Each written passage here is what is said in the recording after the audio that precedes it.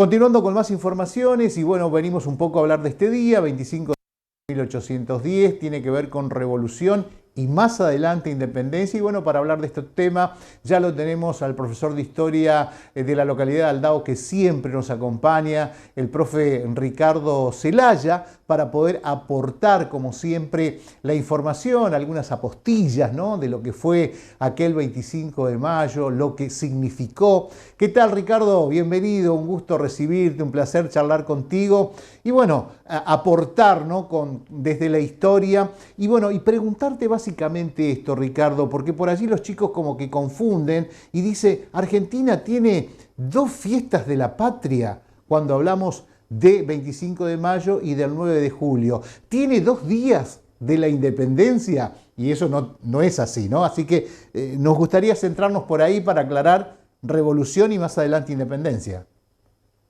¿Qué tal, Mario? Bueno, ya como estás diciendo, tal cual, o sea, a veces las fechas dan como diversas interpretaciones, pero nos invita a entender que la independencia fue todo un proceso. El 25 de mayo no fue un punto de llegada, el 25 de mayo fue en todo caso un punto de partida que recién se empieza a consolidar con el 9 de julio de 1816. Ujú. Lo demuestra que es el primer gobierno patrio, es un punto sin retorno, nos gusta decir. A partir de los sucesos de mayo, comenzamos a animarnos a dirigir el propio destino, digamos. Es muy interesante porque, bueno, ante todo hay que aclarar que los sucesos de mayo nos interpelan en el sentido que tenemos más de 300 años como colonia y apenas pasamos los 200 como independencia. También entender que en aquel momento no existía lo que hoy es Argentina, sino que era virreinato del Río de la Plata. Entonces, bueno, eso también es muy interesante. Apostillas, Ricardo, que hemos aprendido a lo largo de la historia o que nos han enseñado. Digo, aquel día llovía, había paraguas, estaba el pueblo en esta revolución, estaba todo el pueblo. Bueno, llovió en esos sucesos, pero el tema de los paraguas, que es todo un mito, Claro, el sí. paraguas en aquella época era un bien de lujo, o sea que no muchos habrán tenido paraguas. En el caso del pueblo, por un lado hay que separar lo que fue el 22 de mayo, el cabildo abierto, y otra cosa fueron, digamos, la convocatoria que hubo alrededor de la plaza el 25. En el Ujú. caso del cabildo abierto, se convocó en ese momento a los que eran declarados, mencionados como vecinos de la ciudad. Y en aquel momento ser vecino no cualquiera podía ser. Había que tener propiedad, había que ser varón. O sea que quedaron mucha gente afuera en el cabildo abierto. Pero en el caso a partir de los sucesos del 25 de mayo, van a empezar a tener más relieve ciertos actores sociales. El proceso por la lucha por la independencia que aquí comienza le va a dar entidad a los pueblos indígenas, le va a dar entidad a las personas esclavizadas, a los afrodescendientes.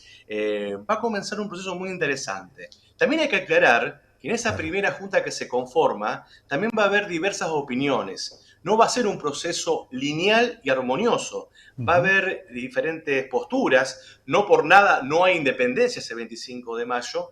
Y destacamos dos sectores. Por un lado vamos a encontrar un sector comandado por Saavedra y por el otro Moreno, con posturas diferentes. Claro. Bien. Ricardo, un poco apostillas también. ¿Es verdad que se brindó allí con vinos, que hubo bizcochos que habían llegado también de Málaga, lo que se decía? Hubo festejos e incluso hasta posteriormente los festejos del 25, hasta también hubo una polémica porque, bueno, fueron, Sí. digamos, festejos muy grandes. Ujú. Moreno, por ejemplo, tenía una postura más conservadora en el sentido de los festejos, pero sí de profundizar la revolución. O sea que, bueno, eso también como un dato Claro. interesante. Bien. Otro de los temas, decíamos, tardamos tanto para la independencia, ¿no? 6 años y tiene que ver con esas dos posturas, dos miradas, dos Bien. posiciones, ¿no? Sí, Saavedra va a representar la postura más conservadora.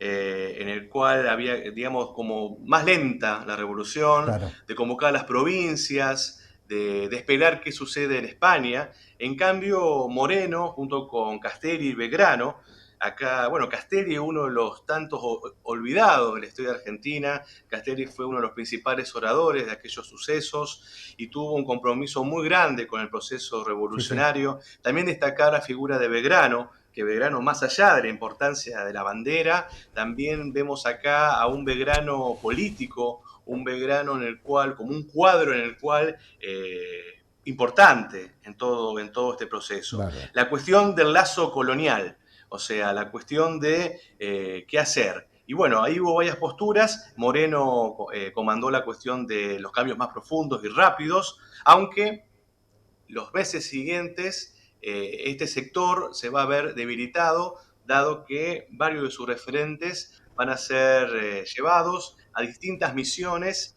para adherir a la revolución con destino bastante impar. O sea, Bien. Moreno, sí, Te Moreno va quería a ser preguntar, enviado. sí, Sí. Ricardo, quería preguntarte un poquito qué pasaba en Santa Fe, digo, un 25 de mayo de 1810. Acá en Santa Fe salimos también a festejar ese momento especial de la Junta, se sabía, llegó la información. En el caso de Santa Fe, en sí no hubo muchos festejos en el 25 de mayo, sí llegó días posteriores Posterior. la noticia de la revolución, y también es muy interesante porque va a haber desde Córdoba un intento de contrarrevolución comandado por Cisneros y por Liniers, que fue Ujú. héroe de las invasiones inglesas. La recepción de la noticia de la revolución va a tener recepción dispersa, diversa. No va a ser lo mismo en el Alto Perú, no va a ser lo mismo Santa Fe, el litoral, Paraguay. Y va a empezar también un proceso en el cual, bueno, las tensiones entre Buenos Aires y las provincias. O Claro. sea, podemos ver que ciertas cuestiones de base de nuestra historia argentina, que la vamos a seguir viendo e incluso todavía Sí. la tenemos en el presente, están vigentes. Por ejemplo, esta cuestión de tensión entre Buenos Aires y las provincias, en quién comanda este proceso, y Claro. también el tema de cómo es la cuestión de varios sectores. Hablamos de grieta en la actualidad, pero ya en la primera junta ya había diversas posiciones. Bien, Ricardo, me gustaría, daría para hacer un programa especial, ¿no? Como siempre, pero me gustaría reflexionar esto en la actualidad para ayudar a nuestros telespectadores, a nuestros estudiantes, ¿no? Digo, en este momento, casi 800 hispanohablantes, ¿no? Casi 700 latinoamericanos y con una América empobrecida, los países hispanoamericanos empobrecidos, el caso nuestro, con distintas monedas, con el dólar que nos supera, el dólar y el euro que se impone, y que América no ha podido, o por lo menos Latinoamérica no ha podido tener su moneda, su conformación, su integración, digo, con eso que soñaba Bolívar, San Martín, que quedaron como utopías, ¿no? Para estos luchadores y fundadores de la libertad y la independencia. Así es, Mario, podemos decir que los países latinoamericanos en todos estos más de 200 años hemos tenido las mismas luces y las mismas sombras. Es muy llamativo que hemos Claro. transitado procesos parecidos, procesos revolucionarios, procesos en el cual se conformaron los estados, procesos en los cuales sufrimos Sí. dictaduras, procesos en Ujú. los cuales recuperamos la democracia. Ha habido intentos de pensar una patria latinoamericana, pero bueno, queda mucho por hacer. Claro. Entender que sucesos como el de mayo o el 9 de julio nos hablan de no puntos de llegada, sino puntos de partida. Claro. Puntos de partida que todavía queda mucho por hacer. El tema de poder gobernarnos por nosotros mismos, la idea de soberanía e incluso la misma idea que se debatía en aquellos días de mayo.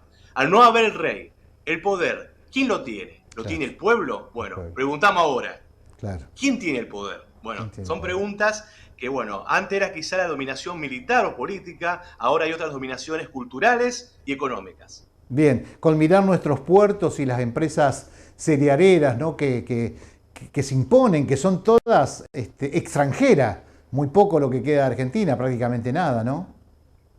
El tema de qué modelo de sociedad, qué modelo de país.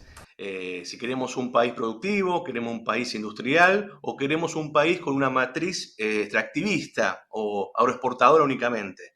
Son debates. Lo que sí, tener en cuenta que estos procesos que recién mencionamos no se pueden hacer de modo individual, sino que tienen que ser de modo colectivo. Ricardo, la última, como profesor, ¿estamos enseñando bien la historia argentina o nos falta, estamos lejos? Bueno, hay, o sea, hay de todo, pero bueno, creo que muchos de los colegas en la actualidad ha habido muchos aportes este último Sí, tiempo. Por ejemplo, se está hablando más del rol femenino, se está hablando más de lo claro. indígena, se está hablando más de los afrodescendientes, se está hablando mucho, se está visibilizando a muchos actores que antes no se mencionaban y, o sea, queda mucho por hacer, pero creemos que con esta mirada más latinoamericana, mirada más regional y haciendo visible lo que no se cuenta, vamos por un camino interesante. Ricardo, el pueblo quiere saber de lo que se trata. Gracias por estar ahí, como siempre. Abrazo grande y bueno, y a seguir aprovechando estas fechas para poder seguir reflexionando y seguir construyendo. El profesor Ricardo Celaya, desde la localidad de Aldao, contando un poco todo este proceso de la Revolución de Mayo y por supuesto también cómo impacta, ¿no? Él dice, es un punto de partida, de verdad, 200 años es poco todavía, es muy poco. Y pensaba a Mao Zedong en un reportaje, se le preguntaba sobre la Revolución Francesa y Mao Zedong dijo que 200, 300 años para la historia es poco todavía para poder tener medianamente una identidad, una reflexión de los procesos que se dan de esta manera. Pero bueno, recordando los 213 años de la gesta de Mayo.